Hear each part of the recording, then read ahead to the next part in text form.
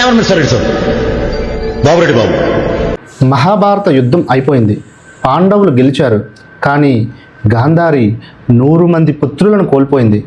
ఆమె శ్రీకృష్ణుని వైపు చూసి ఇలా అంది, కృష్ణ, నీ వంశం కూడా నాశనం అవుతుంది. నీకు ఒంటరి మరణం కలుగుతుంది.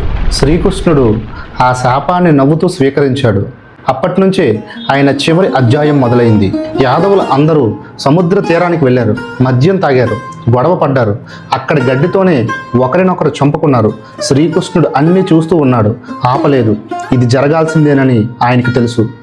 ద్వారకా పరిసమాప్తి తర్వాత శ్రీకృష్ణుడు ఒంటరిగా అడవిలోకి వెళ్ళాడు. ఒక చెట్టు కింద కూర్చొని కళ్ళు మూసుకున్నాడు.